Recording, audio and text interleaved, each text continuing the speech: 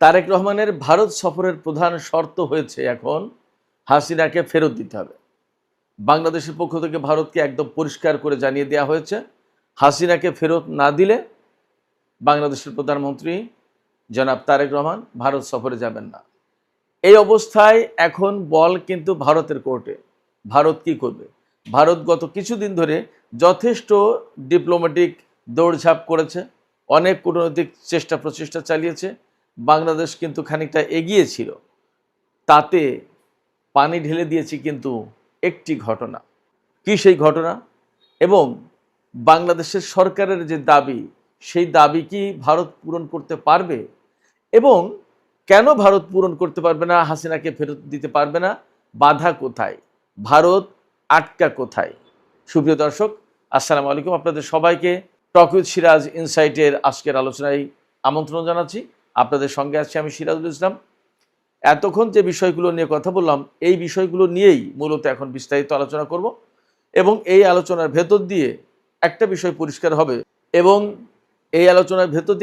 পরিষ্কার হবে আগামী দিনগুলোতে ভারতের সাথে বাংলাদেশের সম্পর্ক আসলে কি হতে যাচ্ছে এবং আমাদের দ্বিপক্ষীয় যে সমস্ত সমস্যা রয়েছে তার সমাধানের সম্ভাবনা কতটা, এই সমস্ত বিষয়গুলো পরিষ্কার হবে। আশা করি ভিডিও ভালো লাগবে এবং আপনারা শেষ পর্যন্ত সঙ্গে থাকবেন। আর যদি ভিডিও ভালো লাগে তাহলে লাইক, কমেন্ট, শেয়ার করবেন এবং চ্যানেলটি সাবস্ক্রাইব করে সাথেই থাকবেন। দর্শক, চলুন আমরা বিস্তারিত আলোচনা করি। একেবারে শুরুতেই মূল যে বক্তব্য সেটি হচ্ছে এই যে, আপনারা সবাই জানেন ভারতের পক্ষ থেকে বাংলাদেশের প্রধানমন্ত্রী তারেক রহমানকে ভারত সফরের আমন্ত্রণ জানানো হয়েছে দুই রকমের। একটা হচ্ছে নির্বাচনের পরপরই বাংলাদেশের প্রধানমন্ত্রীকে ভারত সফরের আমন্ত্রণ জানানো হয়েছে ভারতের পক্ষ থেকে, আর আরেকটা আমন্ত্রণ জানানো হয়েছে ভারতে ব্রিক্স শীর্ষ সম্মেলন অনুষ্ঠিত হবে, সেখানে বিমস্টেকের চেয়ারম্যান হিসেবে বাংলাদেশের প্রধানমন্ত্রীকে আমন্ত্রণ জানানো হয়েছে, কিন্তু সেখানে বাংলাদেশের প্রধানমন্ত্রী হিসেবে আমন্ত্রণ জানানো হয়নি। সাধারণত বিগত অন্তত 1.5 দশক ধরে বাংলাদেশের সরকার নির্বাচিত হলে, অন্তত আওয়ামী লীগ সরকারের আমলে এমনটা ছিল যে ভারত সফর দিয়েই বাংলাদেশের প্রধানমন্ত্রীর বিদেশ সফরের কর্মসূচি শুরু হতো।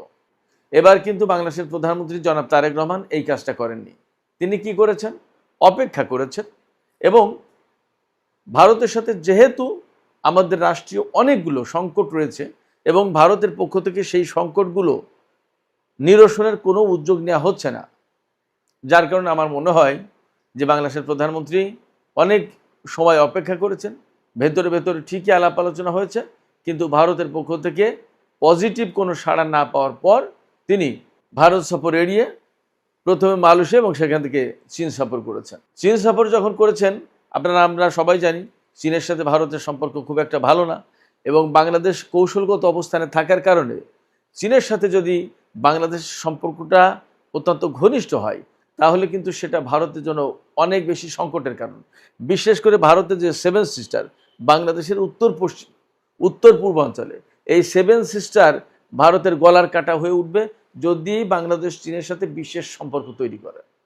গত 1.5 দশক 16-17 বছর ধরে ভারত সরকার অনেকটা নিরাপদ ছিল শেখ হাসিনাকে ক্ষমতায় রেখে, কিন্তু বাংলাদেশ সরকার আসার মানে এই না যে ভারতের বিচ্ছিন্নতাবাদকে উস্কে দেবে, ভারতের কতগুলো রাজ্যকে বিচ্ছিন্ন করে দেবে, ব্যাপারটা তা না। কিন্তু ওই সমস্ত রাজ্যগুলোর সাথে চীনের প্রশ্ন রয়েছে, চীনের তৎপরতা আছে এবং ভারত যেমন তার কোনো প্রতিবেশীর সাথে সুসম্পর্ক রাখে না, এমনকি চীনের সাথেও না। এমনকি চীন দাবি করছে যে তার অঞ্চলের যে সমস্ত ভূখণ্ড আটকে রেখেছে, দখল করে রেখেছে, সেই জায়গা থেকে সেই সমস্ত ভূখণ্ড উদ্ধার করবে। অতএব চীনের সাথে যেহেতু ভারতের ঐতিহাসিক প্রতিদ্বন্দ্বিতা এবং সামরিক দ্বন্দ্ব সংঘাত রয়েছে, সেই কারণে চীনের সাথে বাংলাদেশের বিশেষ সম্পর্ক এবং 7 সিস্টার একটা বিশেষ ইস্যু, কিন্তু এই ইস্যুটাকে নিয়ে ভারত সরকার খুবই ভয় পাচ্ছে। শুধু তাই না, বাংলাদেশের সাথে যে তিস্তা প্রকল্প নিয়ে, তিস্তার চুক্তি নিয়ে দীর্ঘদিন যাবৎ ভারত তালবাহানা করে এসেছে, একবার পশ্চিমবঙ্গের সরকারকে আর পশ্চিমবঙ্গের সরকার কেন্দ্রীয় সরকারকে এই পক্ষ ঠেলে দেয় ওই পক্ষের কাছে, আর ওই পক্ষ ঠেলে দেয় এই পক্ষের কাছে। বাংলাদেশকে জলে ভাষা শ্যাওলার মতো ব্যবহার করেছে তারা। সেক্ষেত্রে চীনের সাথে যদি আমরা পার্সোনাল রিলেশন বিল্ড আপ করি এবং আমাদের দ্বিপক্ষীয় সম্পর্ক যদি সেভাবে এগিয়ে যায়, চুক্তি হয়, এই তিস্তা সংকটেরও কিন্তু একটা সমাধানের পথ আমাদের সামনে খুলে যায়।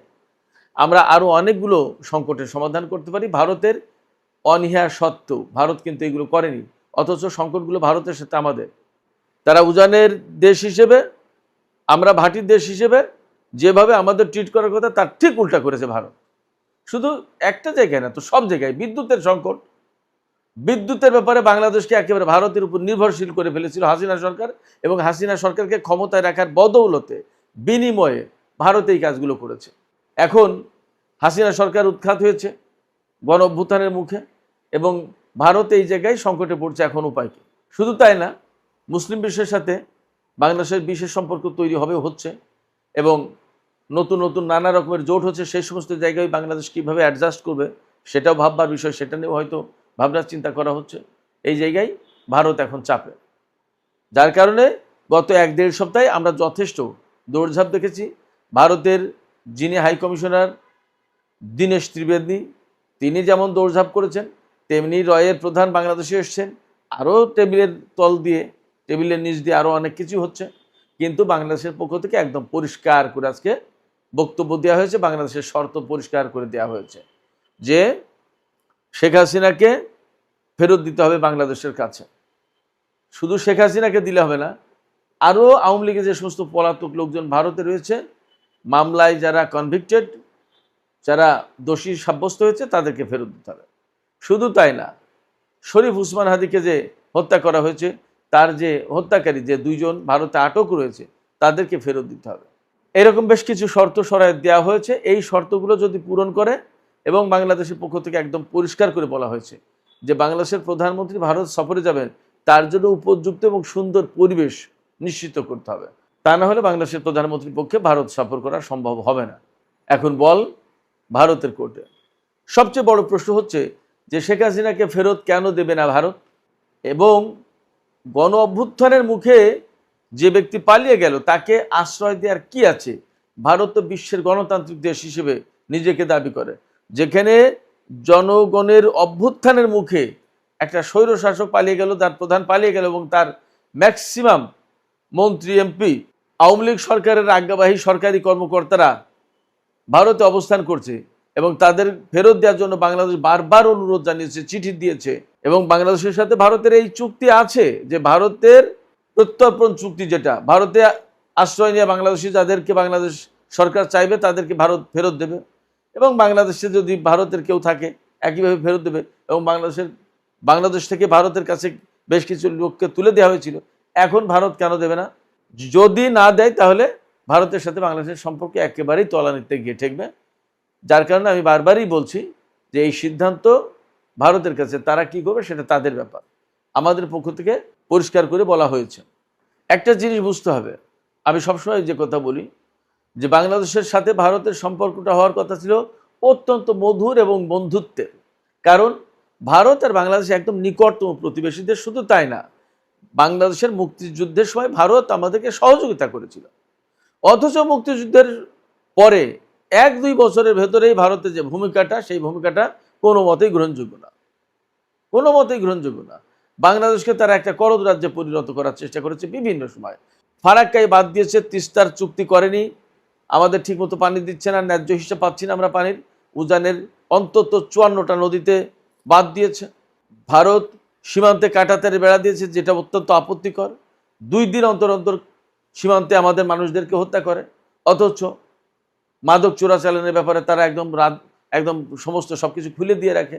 শুধু তাই না, বাংলাদেশের অভ্যন্তরীণ ক্ষেত্রে ভারতের অনেক হস্তক্ষেপের, অনেক নেতিবাচক কর্মকাণ্ডের অভিযোগ রয়েছে, বাস্তব প্রমাণও রয়েছে। এই যে সংকটগুলো, এই যে সমস্যাগুলো, এগুলোর একটাও আমাদের বাংলাদেশের পক্ষ থেকে তৈরি না, একটাও না। না বাংলাদেশ ভারত সীমান্তে কাঁটাতারে বেড়া দিয়েছে, না ভারতীয় কোনো নাগরিককে বাংলাদেশ গুলি করে হত্যা করে, না বাংলাদেশ থেকে কোনো মাদক চোরাচালান করে ভারতে পাচার করা হয়, না বাংলাদেশ ভারতের কোনো নদীতে বাদ দিয়ে তাদের পানি আটকে দিয়েছে। আমরা কোনো কিছুই করিনি, বরং আমরা প্রত্যেকটা ক্ষেত্রে ভারতের পক্ষ থেকে আমরা ভিকটিম। কেন আমরা ভিকটিম হব? আমরা কি একটা স্বাধীন দেশ না? এবং ভারতই তো আমাদেরকে সহযোগিতা করেছিল বাংলাদেশ স্বাধীন হওয়ার ব্যাপারে। কেন সেই সহযোগিতা করার পরে আজকে আমাদের গলা চিপে ধরছে কেন তারা? এটা হতে পারে না। এই জায়গায় বাংলাদেশের সরকার, পররাষ্ট্র মন্ত্রণালয়, প্রধানমন্ত্রীর দপ্তর, প্রধানমন্ত্রীর যে অবস্থান, এই অবস্থান যথেষ্ট ন্যায্য এবং সঠিক বলেই বিশ্লেষকরা মনে করেন, আমি ব্যক্তিগতভাবে মনে করি। কারণ ভারত একটা দেশ, বাংলাদেশ আর একটা দেশ, দুটো স্বাধীন সার্বভৌম দেশ, প্রত্যেকেরই মর্যাদা যার যার মতো করে। ভারত ভারতের মতো, বাংলাদেশ বাংলাদেশের মতো। বাংলাদেশের জনগণ, বাংলাদেশের প্রধানমন্ত্রী, বাংলাদেশের সরকারকে যদি ভারত কোনোভাবে হেয় প্রতিপন্ন করার চেষ্টা করে, সেটা গ্রহণযোগ্য হতে পারে না এবং সেটা গ্রহণ করবে না বিএনপি সরকার। এটা পরিষ্কার, মেসেজ একদম ক্লিয়ার। সেক্ষেত্রে যে যত যাই কথা বলুক না কেন, গভর্নমেন্টের অবস্থান কি সেটা পরিষ্কার, তার কাজে কর্মে বুঝিয়ে দিচ্ছে। অনেক বেশি হয়তো কথা বলার প্রয়োজনে বাগাড়ম্বর সরকারের পক্ষ থেকে থাকবে না, কিন্তু সরকারের অবস্থান কাজে সবচেয়ে পরিষ্কার করে দেওয়া হচ্ছে এবং অলরেডি পরিষ্কার। শেখ হাসিনার বিরুদ্ধে 24-এর গণ আন্দোলনে প্রায় 1,500 মানুষ হত্যার অভিযোগ রয়েছে তার সরকারের বিরুদ্ধে। তার প্রত্যক্ষ মদদের নির্দেশে এবং নির্দেশনায় এই হত্যাকাণ্ড ঘটেছে এবং তার বিরুদ্ধে মানবতা বিরোধী অপরাধের রায় রয়েছে এবং তার বিরুদ্ধে মৃত্যুদণ্ড কার্যকর হওয়ার রায় রয়েছে। এইরকম একজন কনভিক্টেড ব্যক্তিকে ভারত ফেরত না দিয়ে বাংলাদেশের এত অনুরোধ, এত চিঠি, এত কূটনৈতিক তৎপরতা, সমস্ত সব কিছুর জবাবে একটাই বলছে যে আমরা পর্যালোচনা করে দেখছি। এই বিষয়টা পর্যালোচনা করে দেখতে কত বছর লাগবে এবং এত পর্যালোচনা করার কি আছে? আমরা একজন ওয়ান্টেড ব্যক্তিকে চেয়েছি, প্রত্যর্পণ চুক্তি আছে 2013 সালে সই হওয়া, সেই চুক্তি অনুযায়ী বাংলাদেশ সরকারের কাছে দিয়ে দেবে, ব্যাস শেষ। আমরা তো শেখ হাসিনাকে বাংলাদেশে এনে সাথে সাথে যে কেউ তার উপরে অত্যাচার নির্যাতন চালাবে, তাকে হত্যা করবে, তাকে মৃত্যুদণ্ড দেবে, ব্যাপারটা তো তা না। এখানে আইন আছে, আদালত আছে, সরকার আছে, সমস্ত সবকিছু স্বাভাবিক প্রক্রিয়ায় এগিয়ে যাবে।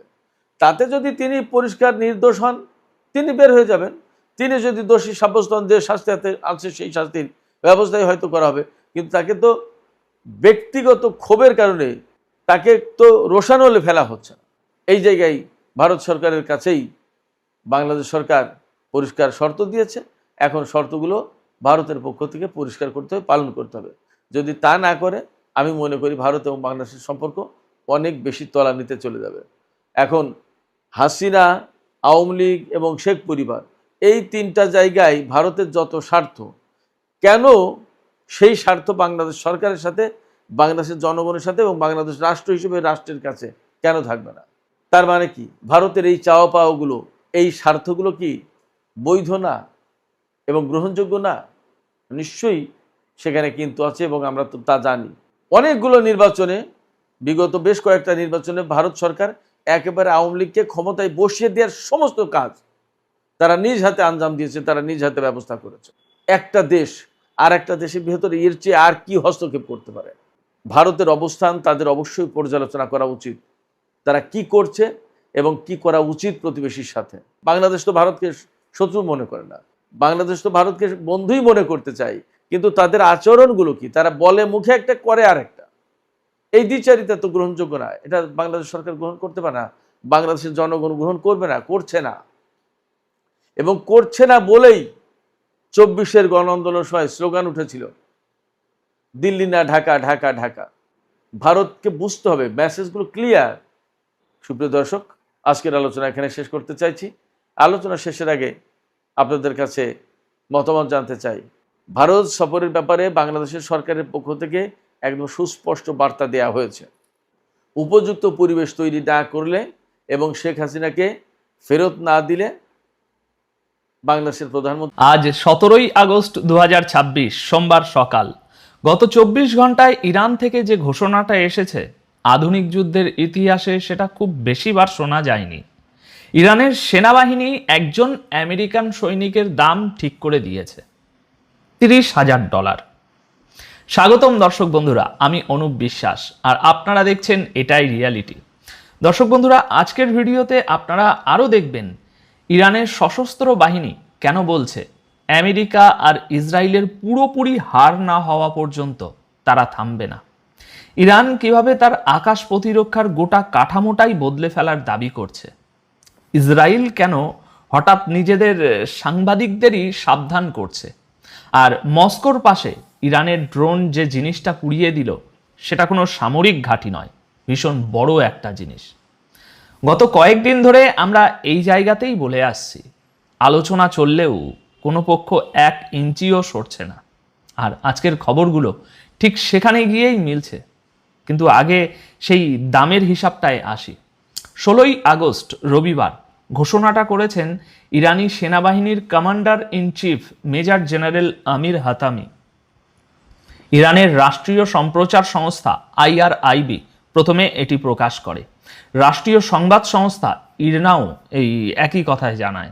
এরপর আপনার ফ্রান্স 24, জেরুজালেম পোস্ট সহ একাধিক আন্তর্জাতিক সংবাদ মাধ্যম খবরটি তুলে ধরে। হাতামির কথায়, যে কেউ একজন মার্কিন সেনাকে হত্যা করবেন বা ধরে হস্তান্তর করবেন তিনি $30,000, ইরানের নিজের হিসাবে 5 বিলিয়ন তোমান উপহার পাবেন। আর এখানেই সবচেয়ে অদ্ভুত অংশটা, হাতামি বলেছেন কোনো ইরানি নারী যদি এই কাজে সফল হন তিনি দ্বিগুণ পুরস্কার পাবেন। শুধু তাই নয়, যে অস্ত্র দিয়ে কাজটা হবে সেই অস্ত্র সেনাবাহিনী দ্বিগুণ দামে কিনে নেবে, বদলে নতুন অস্ত্র দেবে, আর পুরনো অস্ত্রটা একটা জাদুঘরে রেখে দেবে। দেখুন দর্শক বন্ধুরা, এখানে আমার নিজের একটা প্রশ্ন আছে, আর সেই প্রশ্নটা প্রায় কেউ করছে না। ইরানের মাটিতে ধরার মতো আমেরিকান সেনা আছে কোথায়? রিপোর্ট অনুযায়ী এই গোটা যুদ্ধে ইরানের ভূখণ্ডে মার্কিন স্থলবাহিনী নামার একটাই পরিচিত ঘটনা। এপ্রিল মাসে ভূপাতিত একটি F-15 একজন ক্রুকে উদ্ধার করতে চালানো অভিযান। সেই অভিযানে অংশ নিয়েছিল প্রায় 200 জন মার্কিন সেনা আর 170টিরও বেশি বিমান। সংখ্যাটা একবার মিলিয়ে দেখুন, একজন মানুষকে ফিরিয়ে আনতে আমেরিকা 170টা বিমান পাঠায়, আর সেই একই মানুষের মাথার দাম ইরান ঠিক করেছে $30,000।